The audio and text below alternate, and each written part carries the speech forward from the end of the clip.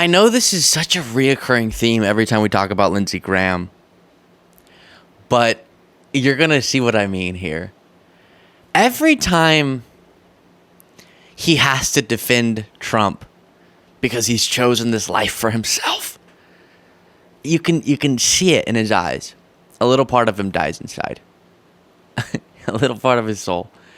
And I make that point because I think it demonstrates a cosmic justice that I like to believe exists, that says the more dishonest you live your life, the worse your life will be, right? Like that doesn't always happen. Some of the most successful people are terribly dishonest, but you like to believe that in some way karma gets ya. And here Lindsey Graham gets asked, and this is sort of a thing he does. He goes on the Sunday shows and he has to answer for the crazy stuff Trump did over the weekend. And this weekend, it was Trump saying that Vice President Harris is mentally impaired. Now, before I play this for you, and Lindsey Graham's sad defense, weak defense of Trump, remember, and a lot of people have pointed this out, whatever Trump says about Vice President Harris's intelligence, remember that he's the one who's too scared to debate her again. So whatever she is in his mind, even if we accept this premise, which obviously we don't, but let's say, whatever you want to call her, add up all the terms, then you must be even worse than that, if that's what you're accusing her of, but you won't even debate her again. And the last time you did, as Van Jones said, she baited you, then she spanked you over and over again. Here is Lindsey Graham trying to steer the conversation away from this Trump campaign, because I want to play something Trump said yesterday in a speech ostensibly about Vice President Kamala Harris's visit to the border. Let's take a listen. Kamala is mentally impaired. Joe Biden became mentally impaired. Kamala was born that way. If you think about it, only a mentally disabled person could have allowed this to happen to our country. Okay, so first of all, there are actual people out there with mental impairments, right, and that's insulting to them. Second of all, Vice President Kamala Harris is not mentally impaired. No, I just think she's crazy liberal. I don't question her. But what do you think about that rhetoric? I just think the better course to take is to prosecute the case that her policies are destroying the country. They're crazy liberal. 400,000 people have been let loose in our country. 16,000 people convicted of being a rapist. 13,000 convicted murderers, and 400,000 of people generally convicted of crimes released on her watch. It's not going to get better. So I saw that statistic. We dove into it, our fact checker. That statistic is actually over decades. So some of those people you're talking about are people that came into the country during Trump. And second of all, some of them are in prison. A lot of them are in prison, not ICE prisons, but federal prisons for their crimes. I can tell you this, the man who killed Laken Riley in Georgia was released by the Biden-Harris administration on parole because they had no capacity at the border to hold him. That's not a reason to parole people. I promise you, women have been raped and murdered. People have been hurt by illegal immigrants released into this country without detention. It is a nightmare. It is crazy. It's crazy to boycott a speech by the Prime Minister of Israel to a joint session of Congress thinking it won't embolden Iran. Well, it's crazy to withdraw from Afghanistan hoping things will be different this time. Medicare for all, Green New Deal, crazy stuff. Okay. Now, I'm not saying she's crazy. I'm saying your policies are batshit crazy. Okay, well, they're not my policies, and there's a whole lot of things you said. I'll just say she didn't boycott. She didn't show up. She didn't show up. But let's focus on Trump's. Trump. What is happening to Lindsey? Lindsey. If you enjoy this show, please do click that subscribe button. Easy, free, simple, but makes all the difference. Back to the video. We're going to do this in two parts, all right? Part one, I want you to analyze. I'm sorry, this is only for our video viewers, podcast listeners. You can't see this, but just imagine. Imagine strange, okay? Strange on the face of Lindsey Graham is what's happening. So first, analyze the way he's looking. And then second, we'll address what he's saying. But I'm going to play this in part one more time. At different times, he's clearly looking above Jake Tapper like this. And then he sort of will not make eye contact with Jake Tapper and is looking off to the side, and then just sort of looks guilty, like he doesn't want to look at Jake Tapper's disappointment and his dishonesty. So analyze that real quick. Thinking it won't embolden Iran. Well, it's crazy to withdraw from Afghanistan, hoping things will be different this time. Medicare for all, Green New Deal, crazy stuff. Okay. Now, I'm not saying she's crazy. I'm saying your policies are batshit crazy. Okay, well, they're not my policies, and there's a whole lot of things you said. I'll just say she didn't boycott. She didn't show up. She didn't show up. But let's focus on Trump's. So this is something that a lot of people, I'll show you another example of this in a second, a lot of people do, where they try to bring it back to the policy. Well, listen, Jake, I just think we should talk about how her policies are crazy. Let's not get all focused on the petty insults. But it's your guy doing the petty insults. What are you talking about? Also, she's not running on Medicare for all. She's not running on the Green New Deal. And I'm not going to go through it all again. But what we've seen is, yes, with remaining issues, but a really successful set of solutions to problems that we're facing, as shown by our coming back from the pandemic stronger than any nation on the planet. And even on the thing he's talking about being border crossings, we've seen, since the more aggressive rhetoric has started being a part of the Harris campaign and Biden's governance, we've seen a very large, sharp decrease in border crossings. So even on that, progress is being made. And it's Lindsey Graham, as he said on the Senate floor, he's acknowledged that it was his party preventing immigration solutions legislatively. And so it's just, I'm so sick of this, oh, Trump gets to say anything because Kamala Harris is destroying the country, when that's just, it's not happening. A bunch of really good achievements have happened. We've sort of just gotten a lot better from where they inherited. And that's the story of the presidency and the vice presidency.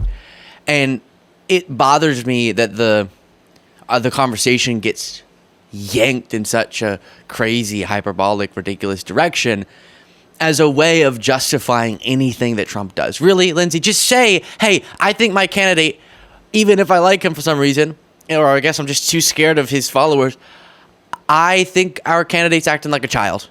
I don't think he should say that. Remember that Lindsey Graham tweeted back in 2016, if we nominate Trump, we will get destroyed and we will deserve it. So, Lindsey, whenever you get destroyed, come November, hopefully, you can say, I told you so, to the man in the mirror. Here is Tom Emmer, another Republican, being asked about the same thing. Has consistently praised Donald Trump, talking about him often. Trump last night called Kamala Harris mentally disabled. He said that Joe Biden became that way. She was born that way. Do you think Kamala Harris is mentally disabled? Do you approve of that kind of language? I think Kamala Harris is the wrong choice for America. I think Kamala Harris is actually as bad or worse as the administration that we've witnessed for the last 4 years, Martha. You got 20% inflation. You got the average family spending $1,200 more a month. Congressman, do you approve of that language? It's almost like there was a global pandemic, but let's blame it that your guy mismanaged, but let's blame it all Biden-Harris. Why not? Who cares about facts? Pfft. Do you approve of that language? Donald Trump calling her mentally disabled, mentally impaired. So you don't approve of that. You don't. I think we should stick to the issues. The issues are Donald Trump fixed it once. They broke it. He's going to fix it again. Okay, then let's talk about. It's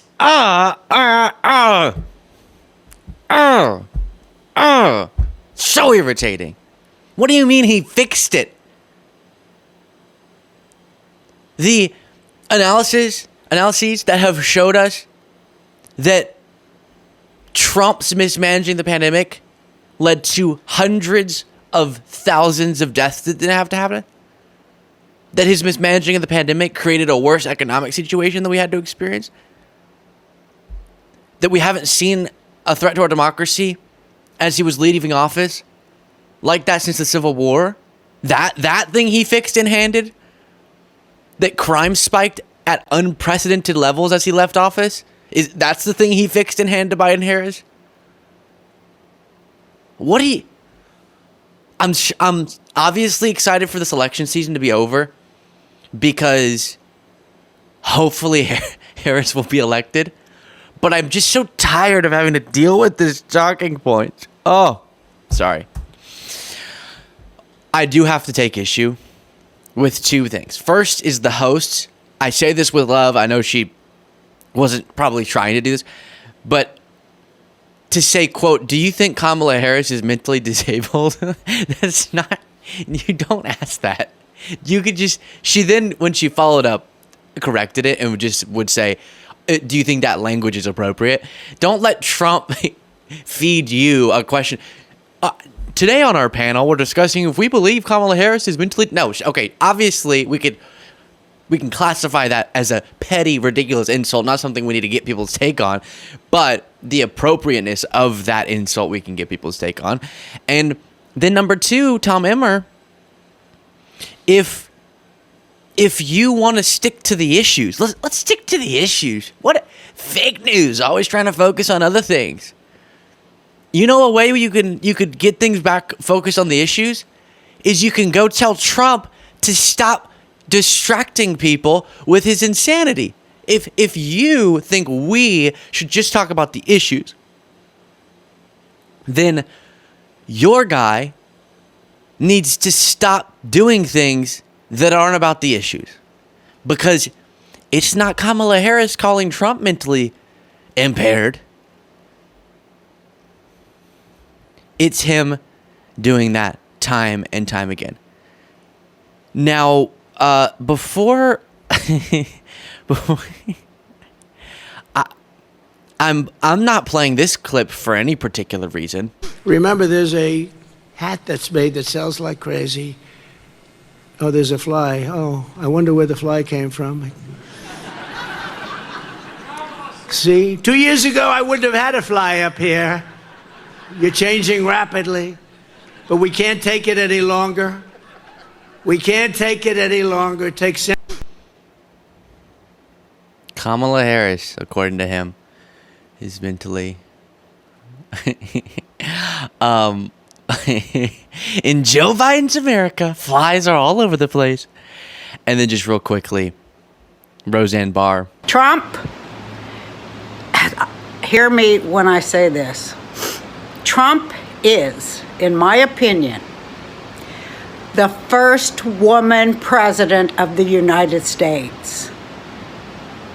You see she's doing comedy, humor, satire, funny jokes, we laugh about that because she's a comedian, because she does comedy, she does funny stuff, you see?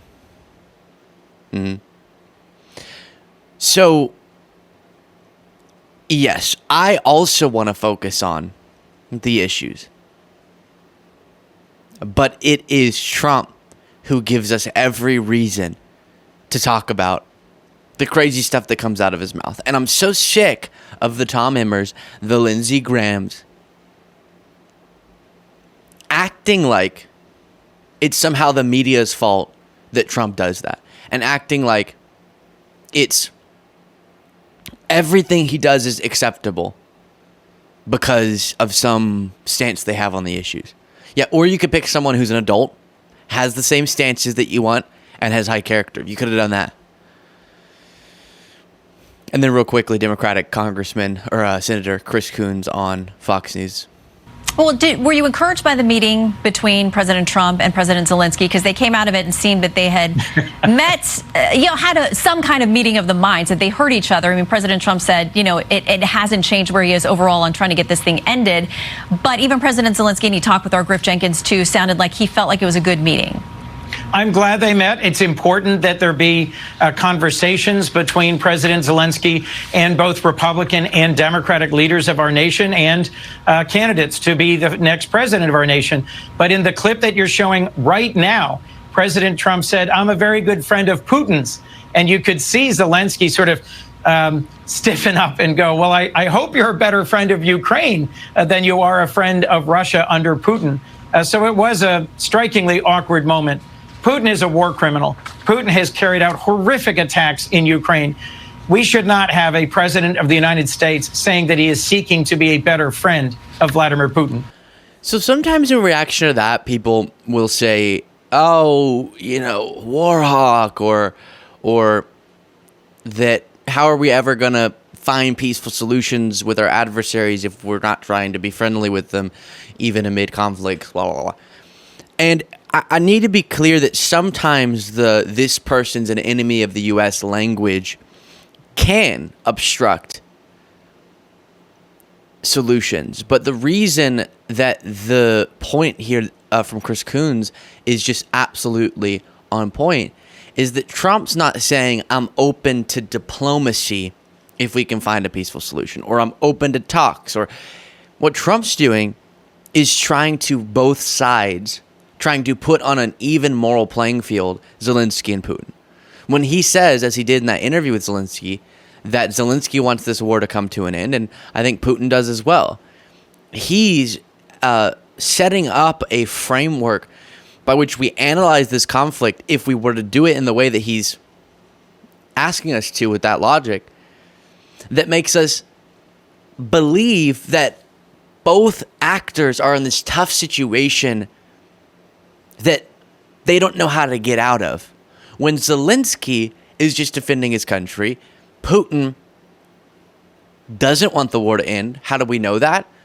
Well, despite Trump saying that he does, we know that every day that the invasion continues, because when one country invades another, they could just stop invading. Especially when Putin was not, even though there's a lot of apologizing for his behavior within MAGA, he was not justifiably provoked into this invasion. So it's not preemptive self-defense or whatever they like to act like. And in that scenario, the way that Trump talks about, listen, I'm friends with Putin, I'm friends with Zelenskyy, they both want this thing to come to an end, so I'm just going to put pen to paper on what they already want. He's showing that either he is so uneducated, impaired, you might say, on his education, and just does not understand world conflicts, or he believes the path to a solution is by giving up so much to Putin that we can say absolutely inevitably Putin's going to go for more. So, wanted to address that as well. A little miscellaneous. Let me know what you thought. Support the show by clicking that join button below to get the members only bonus show. Yes, you want it.